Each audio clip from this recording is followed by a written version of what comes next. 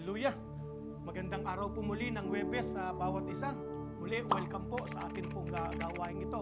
Ang programa po ng Cheer Up, The Word Works. Na minsan ay tinatawag ni Brother Pena na Cheer Up, Your Word Works. Minsan Cheer Up. Ewan ko pa kung ano patawag niya. Pero muli, salamat po sa Panginoon sa muli nating pagtatagpo at pagkikita sa araw po ng Huwebes na ito. Let us pray. Dakilang Diyos, aming amang nasa langit, lubos po kaming nagpapasalamat sa iyo pong pag-ibig, sa iyo pong pagkalinga. Salamat po sa mga pagmamahal na patuloy po naming nararanasan na nagmumula sa inyo, aming Ama.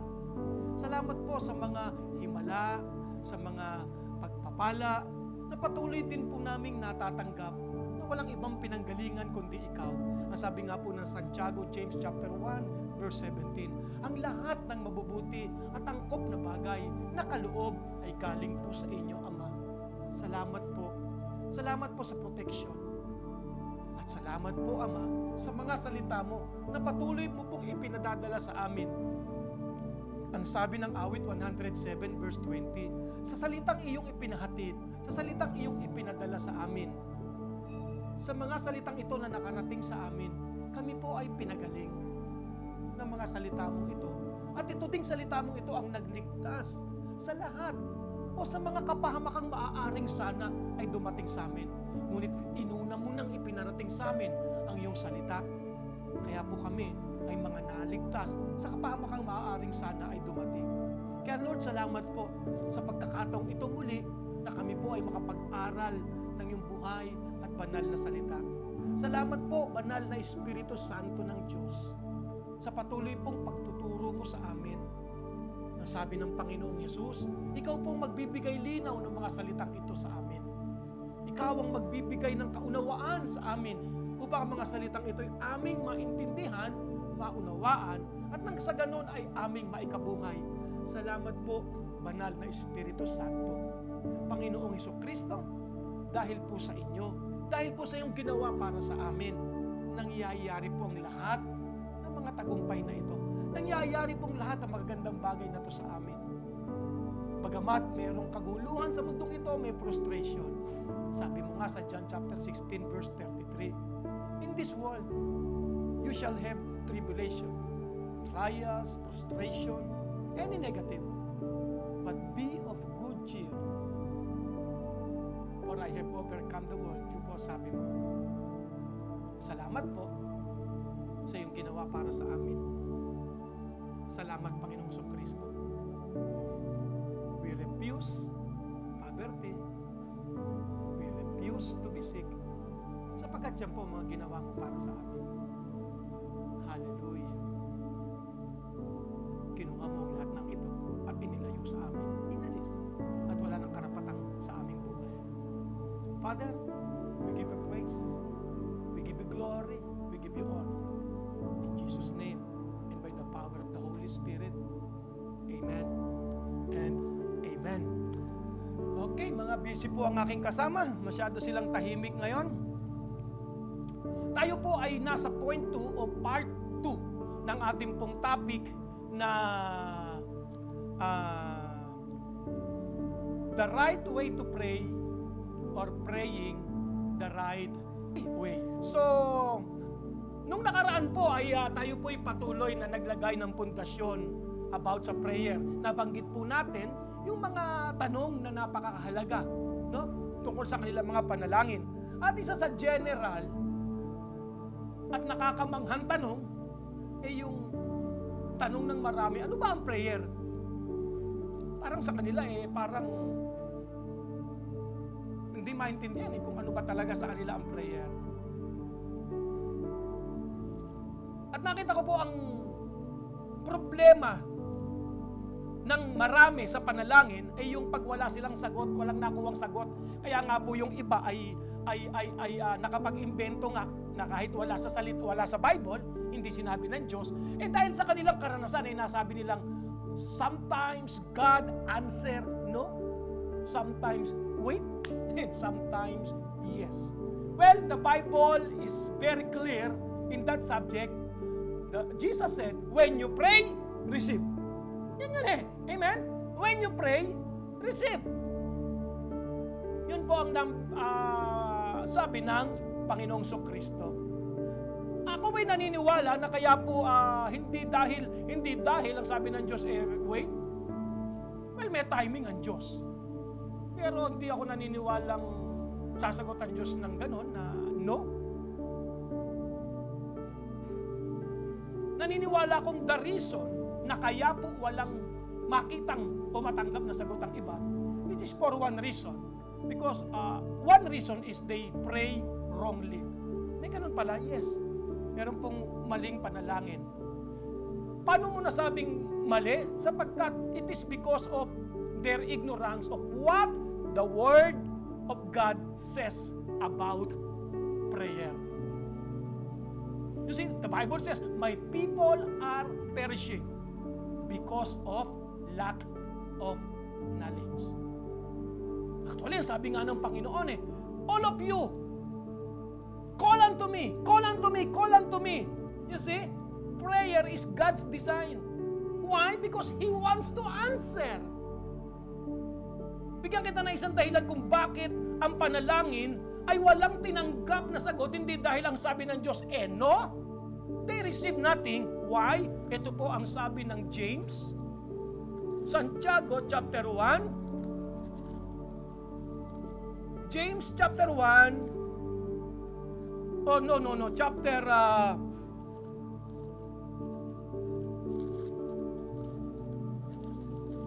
I think 4.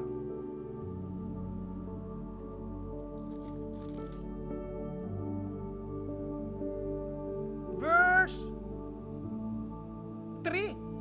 Sino pa po may mga Bible dyan? Nga lang, wala kayong mic dyan. Okay, pwede bang, Sir, Engineer, Sir, pakibasa mo ang Santiago. Ano ba, English, Tagalog? So, tingnan natin kung paano mag-English ang isang engineer. James, o magbasa ng English ang isang engineer. Alala ko yung teacher ko na sa TIP. TIP ka rin siya, di ba? Si Ramos. Kilala mo yun? Si Engineer Ramos. Teacher namin doon, no? Magaling sa English yun eh. Kaya, ang subject niya, pang engineering, pero sabi niya, English 4, 5, 6, 7. English 5, 6, 7, 8. Kasi galing niya eh. Galing niya. Kaya yun daw subject niya, kahit ang topic namin heat transfer, no? Refrigeration or what, sabi niya, this is English number 6, number. Kasi natutunan namin, doon ko natutunan ang salitang far excellent. Isipin mo sa loob ng 7 taon ko, master ng engineering, isa na natin ng English, far excellent. Sir, pakibasa ang James chapter 4, verse 3. James chapter 4 verse 3. English muna din, Tagalog. Ye ask and receive not, because ye ask amiss. See? You are. Pakitagalog, sir. Kayo'y nagsisingi at hindi kayo nagsisitanggap, Okay. sapagkat nagsisingi kayo ng masama. Oh, you see? Thank you, sir. Kaalis yan, ha? Alang, ha? You see? So, kayo'y nagsisingi at hindi kayo nagsisitanggap dahil hindi sumagot ang Diyos o ang sabi ng Diyos, no? Amen? Hindi ganon. Kayo'y nagsisingi at hindi kayo tumatanggap because you ask amiss, sapagkat masama ang inyong hinihingi. Amen? Again, nagtatanim pa po tayo, naglalagay pa po tayo ng tawag dito ng foundation para po sa topic natin, right way to pray or praying the right way. Sabi ko po kanina, ang problem po ng marami sa hindi nila pagkakaroon ng sagot sa kanilang panalangin is because they pray wrongly. Mali eh. Amen? Ang linaw, sir, engineer, ng pagkakabasa mo, engineer Jim, ng pagkakasabi na kayo ay humihingi at hindi kayo tumatanggap, hindi dahil sabi ng Diyos no. Hindi dahil sabi ng Diyos wait. Amen? Kundi dahil you ask amiss. Yung humingi ay you ask wrongly or you ask masama ang iyong paghingi. Okay? So napakahalaga po talaga ng accurate and exact revelation from the Word of God about prayer at mangyayari lang ito sa pamamagitan ng Holy Spirit. Amen? Again, God's Word is very clear on the subject of prayer. The Word of God teaches us all that we need to know in order to pray right and get results. At itong lahat ng ito ay mangyayari sa patnubay at gabay ng banal na Espiritu Santo. There is a right way to pray, and the Holy Spirit is the one who will show us from the Word of God, from God's Word. It is the Holy Spirit that will show us from the Word of God how to do things right when it comes, or in particular, sa prayer po. So again, sir, no? So madali namin ngayon maipapasa sa isa't isa ang mic. Nasa Santiago ka pa rin? Okay, pakibasa nga uli, sir. Ako na maghahawak ng mic para wag na tayo magagawa. James chapter 4, no? Yes. Okay. James chapter 4, verse 4. Oh. Ye adulterers. Oh, no. One pa yung binasa natin kanina. 4. 3 ba yun? Okay. James chapter 4, verse 3. Yes. Ye ask and receive not, because ye ask amiss, that ye may consume it upon your lust. Oh. Kayo'y nagsisihingi at hindi kayo nagsisitanggap, sapagkat nagsisihingi kayo ng masama, upang gugulin sa inyong mga kalayawan. Kasi maring sabihin mo, hindi, pastor, hindi sa kalayawan ko gagamitin eh. Okay, i-address natin yan. Paano, sir, kung halimbawa, sabihin mo, hindi, pastor, ako, meron akong halimbawa, no, hindi ko natanggap eh. Pero, hindi naman sa kalayawan ko gagamitin eh. Maganda ang intention ko, pastor eh. Well, tingnan natin muli, simula sa salita ng Diyos. Amen? Again, it is because of lack of knowledge. And by the power of the Holy Spirit, sa liwanag ng salita ng Diyos, ipapakita po ng salita ng Diyos sa kapangyarihan pa ng Espiritu Santo ang tama na kaparaanan o ng panalangin. Ipapakita ko po sa inyo ito. Maring sabi nyo nga, hindi, sa maganda ko gagamitin, pastor eh. Maganda eh, no? Ganda po ng babae, pastor eh. Kaya ako sa kanya gagamitin yung kailangan ko. Joke lang. So maganda gagamitin ito. Joke lang. Okay, 1 John chapter 5. Kung bubuksan natin ang ating Biblia sa 1 John chapter 5. 1 John chapter 5, verse 14. Okay. So, bali, okay. Sige.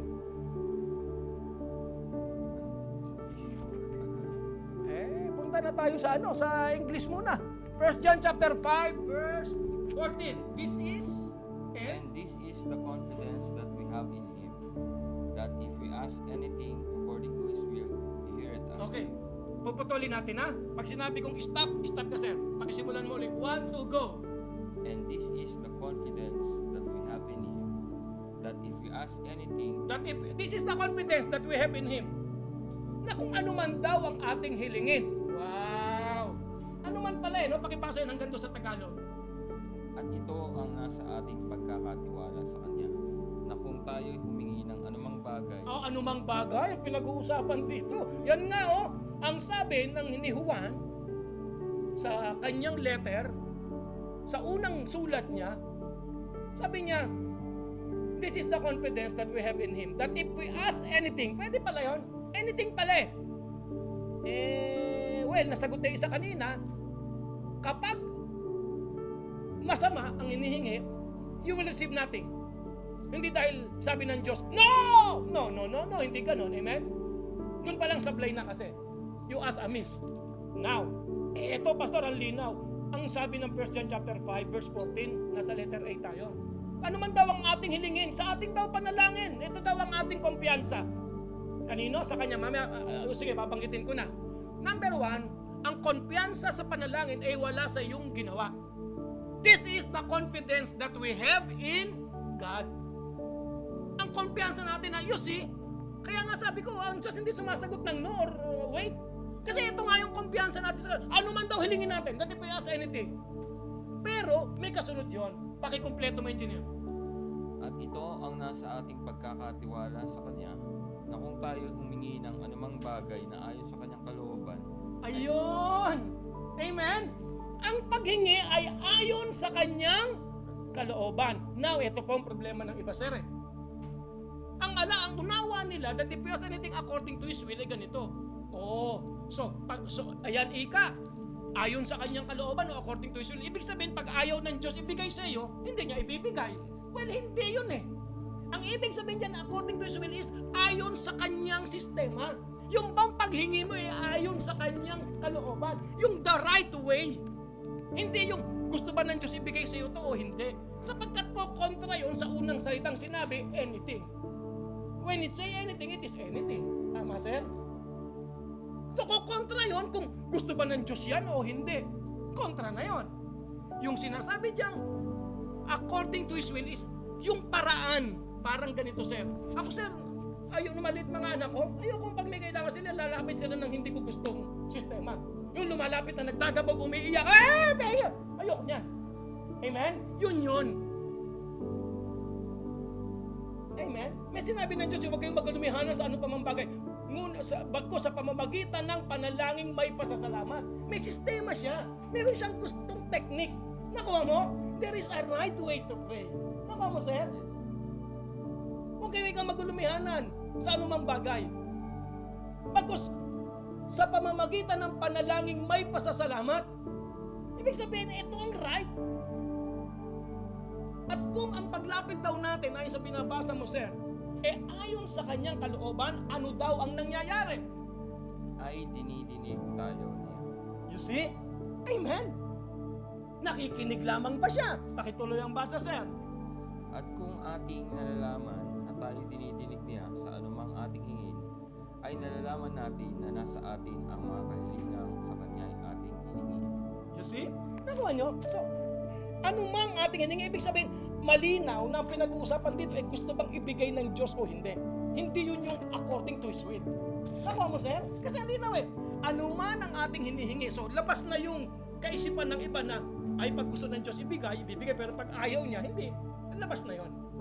Ibig sabihin ng ayon sa kanyang kalooban, so we are now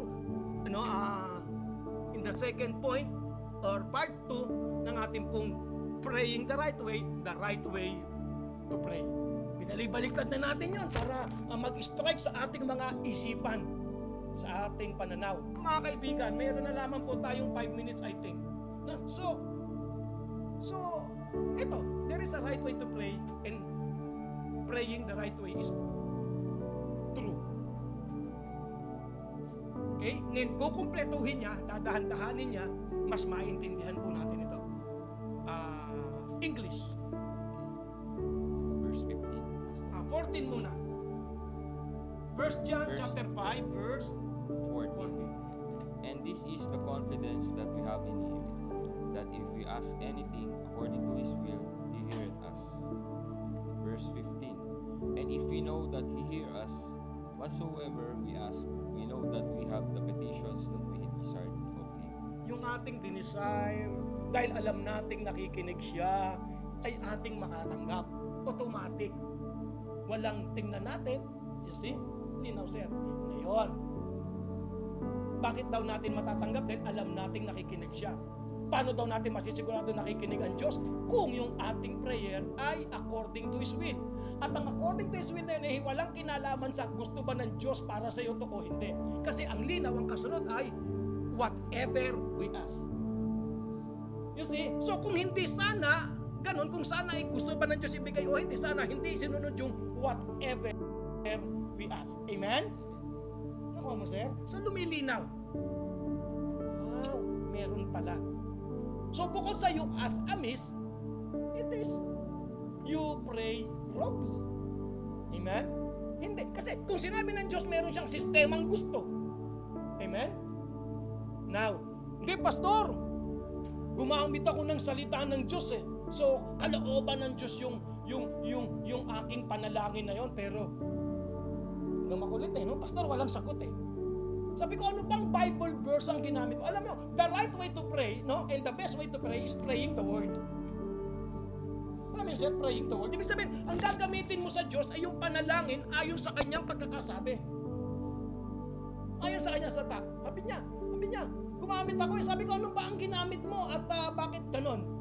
Dahil hindi sinungaling ang Diyos pag sinabi niya, ginagawa niya Sabi niya, Pastor, yung John chapter 14, ginawa niyang reference ang John chapter 14 para sa kanyang prayer. Sabi ko, alin ba yon? So, binuklat niya po sa akin. Ito po ang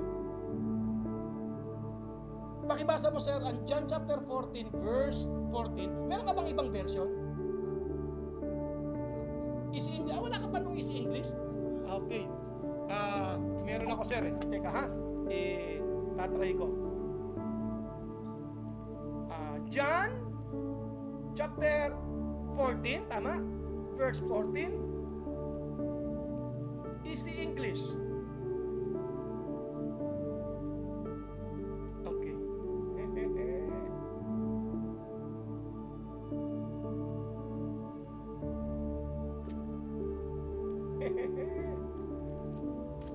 Gamitan mo na ng King James, sir. Okay. Pakibasa, sir. John chapter 14, ito yung ginamit daw niya. Sige, tingnan natin. John 14, verse 14. If you shall ask anything in my name, I will do it. Pastor, hindi naman niya ginawa Okay, number 1, ibig mo ba sabihin sinungaling ang Diyos? When? O sinungaling si Jesus? Hindi. O kaya naman, hindi ito mapanaligan dahil parang exaggerated. Anything. Yes! Kung ano yung nakasulat yun. Anything. Kaibigan kapatid, ang John chapter 14, verse 14, ay hindi sinabi ng Panginoong Hesukristo para gamitin sa prayer. Wow! Hindi yan prayer, sir. Hindi yan prayer, kapatid, kaibigan. Ito po yan. Pakibasa mo ulit ng dahan-dahan sa Tagalog naman. Sige, hawakan mo na tayo sa mga pagkukulang. Okay, John 14, verse 14. Kung kayo'y magsisihingi ng anuman sa pangalan ko at pakiputol. Kung kayo'y magsisihingi ng anuman sa pangalan ko. Malinaw yun, ha? If you ask anything in my name, okay? Ano daw mangyayari? ay yaon ang aking gagawin. Ay yaon ang aking gagawin. Sinabi ba niyang ay yaon ang aking ibibigay? Hindi, di ba? So what is this asking in His name? Pakibasa sa English. If you shall ask anything in my name, I will do it. Subukan mong isama ang verse 13. And whatsoever you shall ask in my name, that will I do, that the Father may be glorified in the Son. If you shall ask anything in my name, I will do it. Alam mo ba ito kung ano? Para mas madali, pakita ko sa inyo ang best example nito. Sino makakatulong sa akin sa Acts? Sa Gate Beautiful. Acts. Si Peter. Chapter 3 ba yun? Or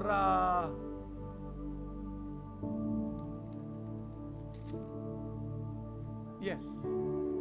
Ito po ang best example niyan. Sa Tagalog, sir, pakibasa mo, verse 1, chapter 3 ng Acts chapter 3. Acts chapter 3, verse 1. Si Pedro at si Juan nga ay nagsisipanhik sa templo ng oras ng pananalangin na ikasyam. Tuloy po. Oo, sir. At isang lalaki na pilay buhat pa sa tiyan ng kanyang ina ay dinadala roon na siya'y inilalagay nila araw-araw sa pintuan ng templo na tinatawag na Maganda upang manghingi ng limos na sa nagsisipasok sa templo. Ito, pagkakita kay Pedro at kay Juan na magsisipasok sa templo, ay namanhik upang tumanggap siya ng limos. Ibig sabihin, may lumapit, nakiusap, namanig, okay? At pagtitig sa kanya ni Pedro na kasama si Juan, ay sinabi, "Tingnan mo kami." at kanyang pinansin sila na umaasang tatanggap sa kanila ng anumang bagay. Tuloy. Datapwat, sinabi ni Pedro, pilak at ginto ay wala ako. Datapwat, ang nasa akin ay siya kong ibinibigay sa iyo. Sa pangalan ni Hesukristo, Pakiulit. Sa pangalan. sa pangalan ni Hesukristo, Pakiulit. sa pangalan ni Isa Hesukristo, pa.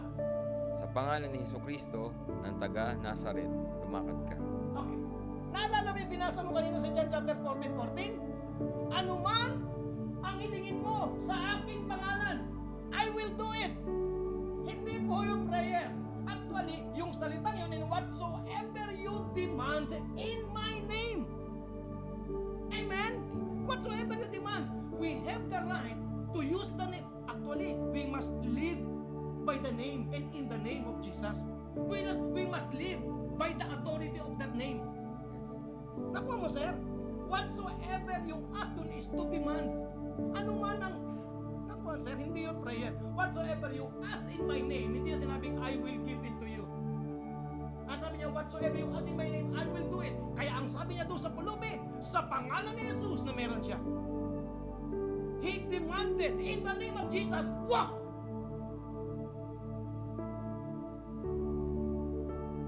Amen? In the name of Jesus, rise up and walk. In the name of Jesus, walk.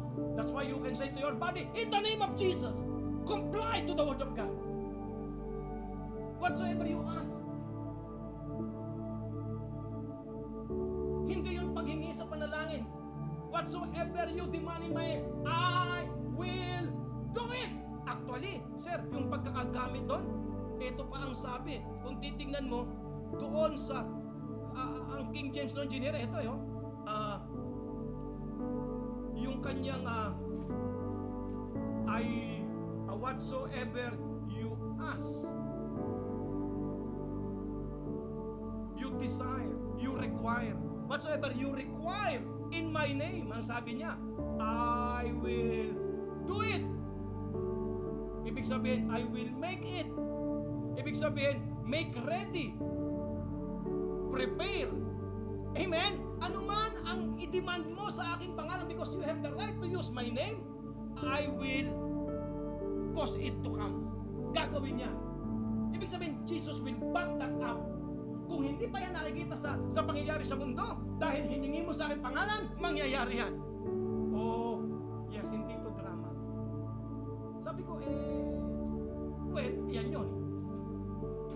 Hindi tayo, hindi.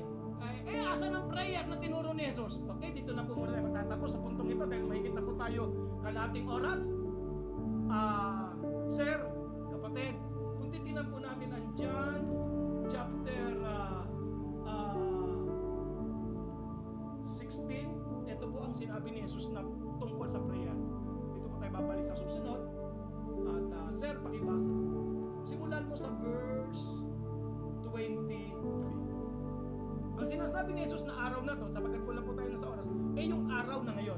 Yung araw na siya matapos mamatay at magubuhay na magulit, makaakyat ng langit, ito yung araw na yon. Pakibasa, sir. Verse 23, English, King James Version. And in that day, you shall ask me nothing.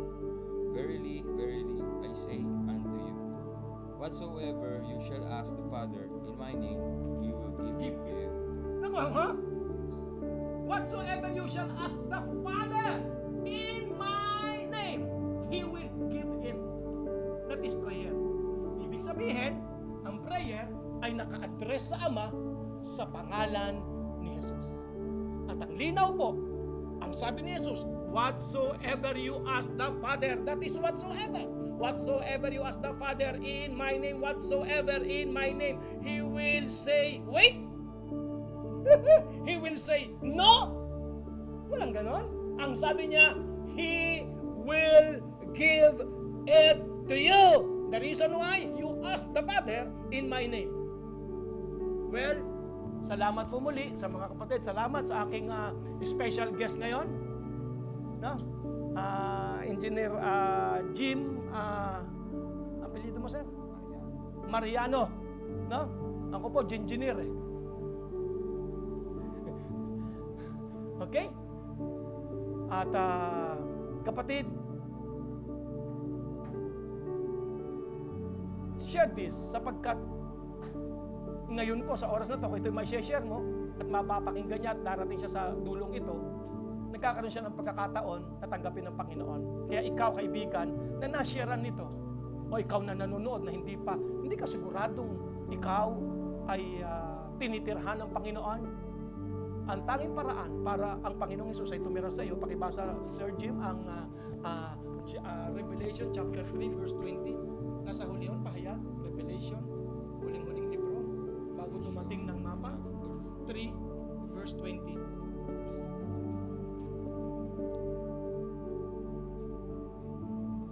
Pakibasa, sir, sa English o Tagalog, nasa iyong pagpili. Narito ako'y nakatayo sa pintuan at tumututok. Tumutok. Ibig sabihin kumakatok. Okay? Pakiulit. Narito ako'y nakatayo sa pintuan at tumutuktok. Kung ang sino man ay duminig ng aking tinig at magbukas ng pinto, ako'y papasok sa kanya at hahapong kasalo niya at siya'y kasalo ko. Yan. Para pala ang Diyos, ang Panginoong Hesus mismo, ay makasama natin. Una, gusto ko pansinin nyo, tumutok-tok sa pinto. Kapag may taong kumakatok, nasaan siya? Kumakatok sa pinto, nasaan siya? Nasa loob o nasa labas? Nasa labas, di ba? Totoo yun, nasa labas ang Panginoon. Pastor, ibig mo sabihin, yes. Kung si Jesus ay nasa labas, hindi mo pa siya tinatanggap, sino nasa loob? Si Satanas. Hindi nga, no? Hindi ko sinasabing masamang tao ka. Pero yung guidance ng buhay mo, wala pa sa guidance talaga ng Lord. Ang sabi ni Jesus, kumakatok siya. Kaya ikaw na, hindi ka pa sigurado kung nasa Panginoon ka nga. Sabi ni Jesus, apart from me, you can do nothing. Pero pwede pala yun, na hindi tayo apart from God. Pwede palang we are in Christ. Mangyayari yun, sabi niya, kung bubuksan mong yung pinto, madinig mo ang aking tinig, tulad po ngayon. At binuksan mong yung buhay, binuksan mong yung puso sa Kanya, tinanggap mo siya. Hahapong kasama mo siya. Magkasalo na kayo sa pagkain, kasama Kanya. Yun ang sabi ni Jesus. Kaya na-encourage kita, kaibigan. Iluko ang iyong mata, iyuko ang iyong ulo, ipikit ang iyong mata. Idalangin mo panalangin ito, aming Diyos Ama, aming Diyos. Sa pangalan ng Panginoong Kristo, ako po'y nananalig na si Jesus ay yung bugtong na anak na ipinadala mo po para sa akin. Panginoong Jesucristo, salamat po sa mga salita mo na aking nadinig sa araw na ito, sa programang ito ng Cheer Up, The Word Works program. Panginoong Jesus, binubuksan ko po ang aking buhay, ang aking puso sa iyo. Tinatanggap kita, Panginoong Jesucristo, bilang aking Panginoon. Naniniwala po ako, nananalig, na ikaw ay namatay at muling nabuhay. Panginoong Jesucristo, simula sa araw na ito, ikaw na po ang maghari sa buhay ko. Salamat po sa karapatang maging anak ng Diyos. Amen. Congratulations! So kung ikaw po ay isa sa bagong tanggap o ikaw ay nais makadinig pa ng mga uri ng katuruan, makasubaybay, meron po tayong YouTube channel, The Life Giving Spirit Church, at ito nga po, napapanood nyo ngayon ng alas 4, ito po tuwing alas 4 ng hapon, 30 minutes, umubra lang tayo ngayon, pasensya na. No?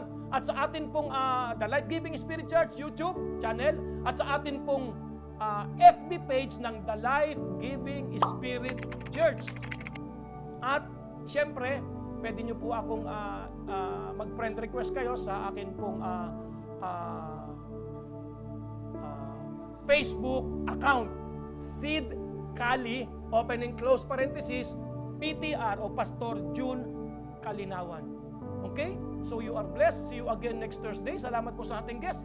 Sir, let's say bye-bye to them. Cheer up the word